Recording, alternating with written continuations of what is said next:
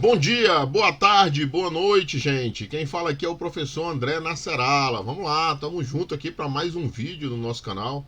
E nós vamos falar hoje da estrutura de diretório de um sistema Linux, né? Vamos conhecer a função dos principais diretórios. Eu vou falar um pouco como é que se comporta essa organização do diretório raiz do Linux, né? Que é uma filosofia de diretório bem diferente do que o Windows usa, não tem aquele conceito de unidade, C, D, essas coisas não existem no Linux, beleza? A gente vai conhecer essa estrutura agora, tá? Mas antes disso, eu peço para vocês, se não forem inscritos, se inscreverem no canal. Tem um botão aqui embaixo, se inscrever. Deixa aquele like, compartilha esse conteúdo aí, deixa um comentário aí, me dá um feedback. Eu sempre estou lendo o que vocês estão escrevendo aí embaixo. E isso ajuda bastante a gente nesse início, beleza, gente? Vamos lá, vamos conhecer essa estrutura de diretório.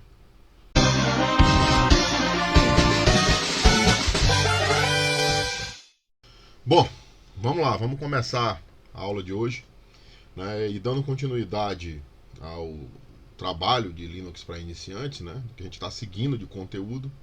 Eu resolvi mostrar hoje um pouco como é a estrutura de diretório do Linux. A gente vai ter uma aula, não que eu não tenha um momento prático, que já já eu devo abrir o put aqui para mostrar quais diretórios são esses, mas a princípio eu quero falar um pouco da teoria de como é que funciona a organização de um diretório em Linux, tá? Então vamos lá.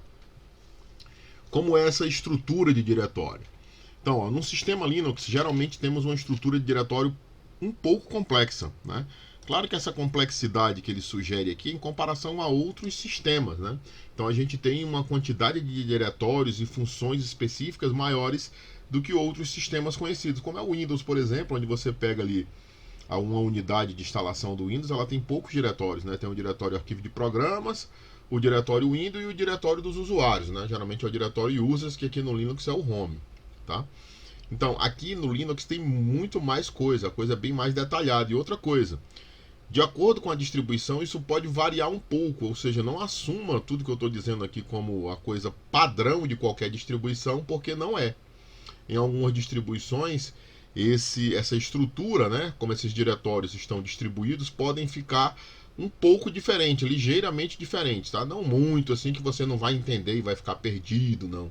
Mas varia um pouco de um diretório para o outro, tá? Então, quando você bate um olho ali a primeira vez que você começa a listar diretórios e arquivos no Linux, eles parecem estar jogados ali de meio que de forma aleatória, né? Dado que não parecem estar organizados, digamos assim.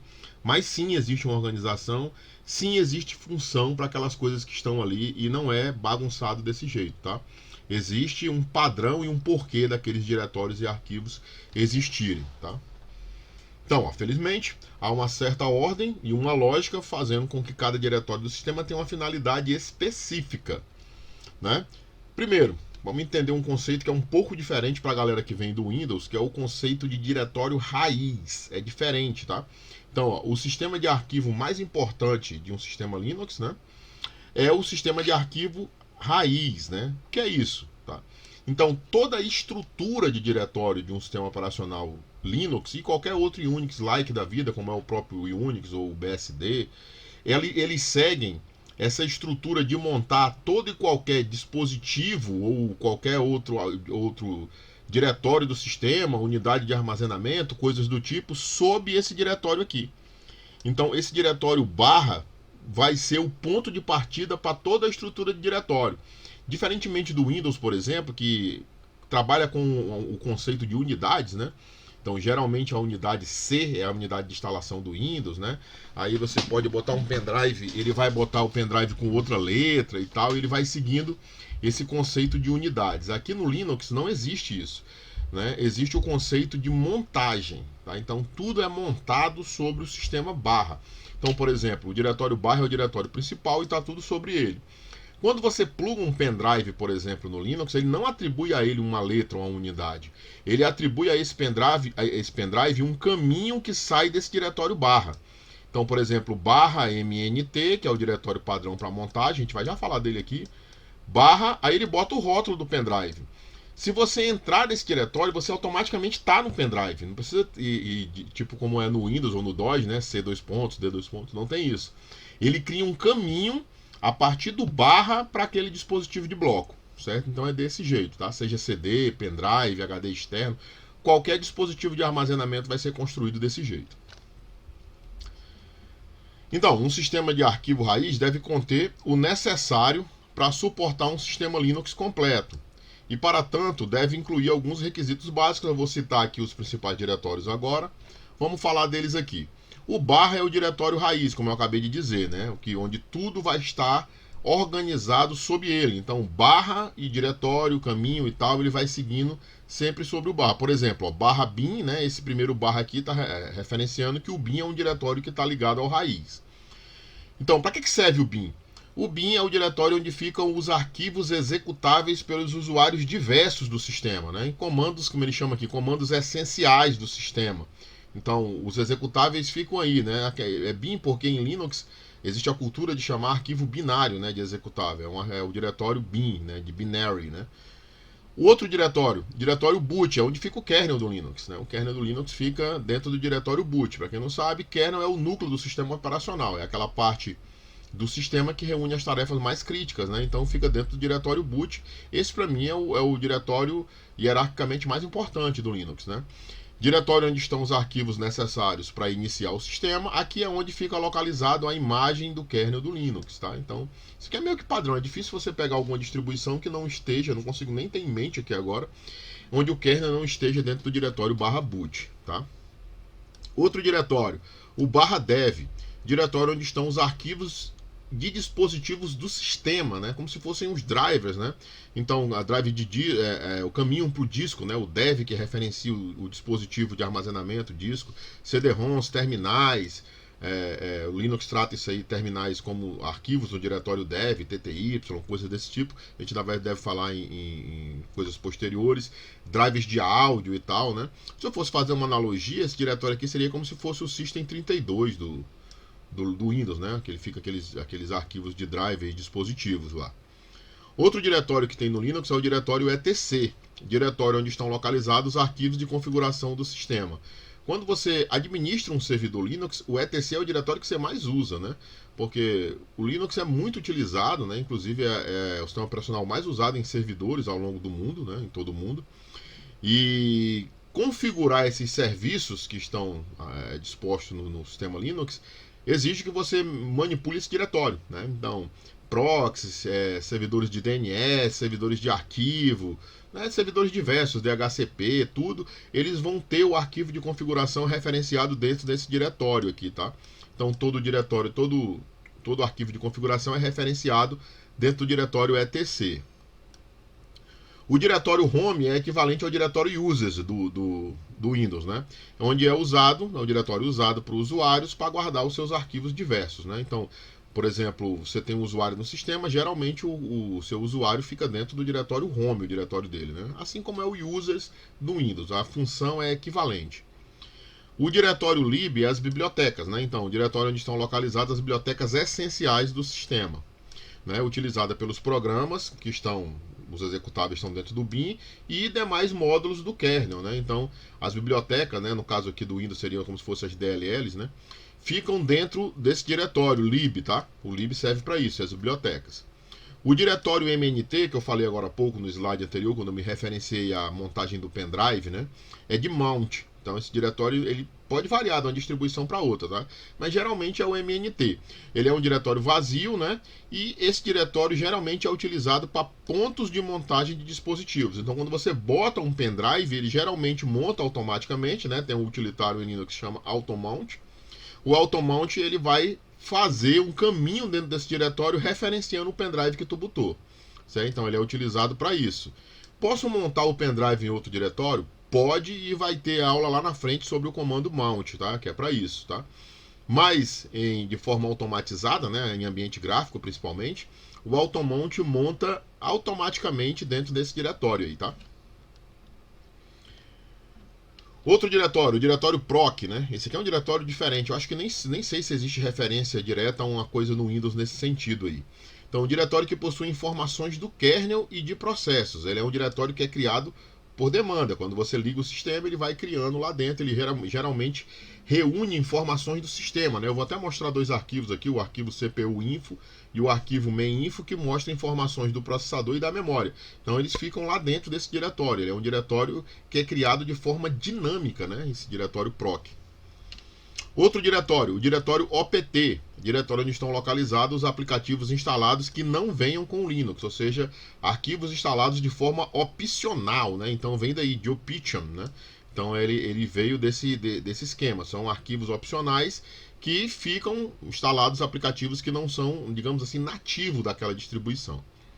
O diretório root, esse é o diretório home do superusuário, né? Que é o root. A gente já falou disso aqui em aulas anteriores, das primeiras aulas de Linux para iniciante, eu me referenciei ao root. Então o diretório dele geralmente é esse, tá? Em algumas distribuições esse diretório pode nem existir, tá? Mas geralmente é esse. Assim como tem o bin, tem o sbin, e esse S é de super, né? É o super bin, são os arquivos que podem ser executados pelo usuário root, tá? Fica aí, ó.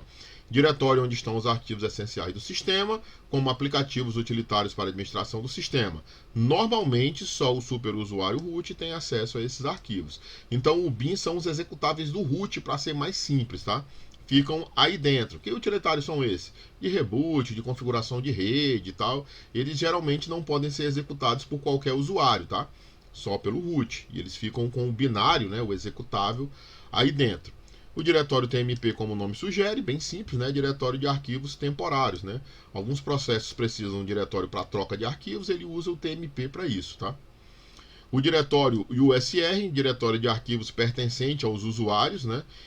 E a segunda maior hierarquia de diretórios do Linux, né? Também é um diretório bem importante. Então, os arquivos que ficam dos usuários, né? Das coisas que eles estão executando e tal, ficam dentro desse caminho aqui, o USR, tá? O diretório var, finalmente, né, o último que eu vou falar aqui, diretório onde são guardadas informações variáveis, né? Então esse var, inclusive, vem daí, de variáveis. Ao sistema, como arquivos de log, etc. Por exemplo, se você instalou um servidor web, uma parte da vida, a tua página web vai ficar dentro do diretório var, é considerado conteúdo variável, tá? Fica aí dentro. Arquivos de log, né? Var log, tem um diretório var log, ele fica lá. Vamos dar uma olhada em alguns desses daí. Eu acho que eu tenho aqui.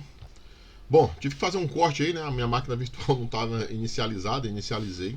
Estou aqui. Então, beleza, ó, o comando pwd, ele já mostra o diretório que eu tô. Então, aqui nesse momento eu estou no diretório /root, certo? Que é um daqueles diretórios que a gente estudou, né? O diretório do root, do superusuário. Estou logado com root, ó, o jogo da velha aqui, né? Então, estou no diretório certo.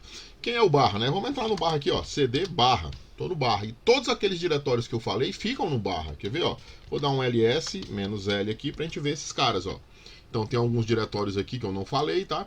E tenho aqui o diretório bin, que no caso dessa distribuição está referenciando o diretório USR bin, o diretório boot, o diretório dev, todos aqueles que eu falei, ó, etc, home, lib, né? Por ser uma distribuição 64 bits, né? Ele tem o lib64, lib64, o diretório media, o diretório mnt. O media também é outro diretório de montagem, tá, gente? Aparece nessas distribuições também. O diretório opt, o diretório proc, o diretório que a gente estava, o diretório root, o diretório run, o sbin, que faz referência ao sr sbin, tá? Que é aquele diretório de dados do usuário, né? Que eu falei que é a segunda maior hierarquia por relação à importância, né? Do Linux, né? Depois do boot. O diretório srv, diretório sys, diretório tmp, tá? Alguns deles eu não falei e a gente vai falando ao longo das próximas aulas, tá? Mas o coração do Linux são esses que eu citei nos slides agora há pouco, tá? Diretório USR, o diretório var. Olha só aquilo que eu disse sobre o diretório proc. Ó. A gente já conhece o comando de listar arquivos, que é o diretório, que é o comando cat. Então, se eu der um cat no diretório proc, aquele que eu disse para vocês, nesse arquivo aqui, ó, CPU info, eu vou ter informações do processador desse sistema. Então esse aqui, no caso, ó, que eu estou usando aqui, é a minha máquina que eu uso para gravar as aulas, né, para fazer as máquinas virtuais, é um Intel Xeon E5-2420, né? Tá aí, ó, né, botei dois núcleos para ele, né, processador 1 e processador 0, né? O ID de processador. Então tem essas informações aí. O proc é criado dinamicamente. Também tem um diretório um arquivo chamado main-info, que fica dentro do proc, né, que dá as informações de memória, tá vendo? A gente vai ver um comando, a memória total aqui, tá vendo? Então, tem um comando que é o comando free, que ele na verdade é só uma interface para esse arquivo aí. Ele só vai coletar esses dados que ele está exibindo aqui desse arquivo aí, né? Na série de comandos de shell eu já até falei do comando free. Beleza? Então hoje eu queria que vocês conhecessem essa estrutura, tá? Uma aula um pouco mais teórica, mas não menos importante do que as outras. Então, gente, esse foi o vídeo de hoje, tá? A gente teve uma aula um pouco mais teórica, né, mas necessária para que você entenda como é que é feita essa organização dos diretórios no sistema Linux, né? Então a gente viu a função dos principais diretórios do sistema, vimos como é que é essa ideia de montar tudo sobre o diretório raiz, né? Como é que fica essa estrutura, conhecemos alguns diretórios aí, cheguei a mostrar ainda como é que fica lá no proc os arquivos que dão informação de processador e memória, tá? E ao longo dessas aulas a gente vai conhecendo mais desses diretórios ainda, tá? Mas hoje a gente viu o coração de tudo, tá? A parte meio que vai ser meio que padrão em qualquer distribuição, isso que a gente viu hoje, tá? Mais uma vez aí, peço para vocês aquele like, se não for inscrito, se inscreve, deixa um comentário aí para ajudar a gente nesse momento e a gente se vê certamente no próximo vídeo de Linux para iniciantes, beleza, gente? Um abraço aí para vocês, até a próxima!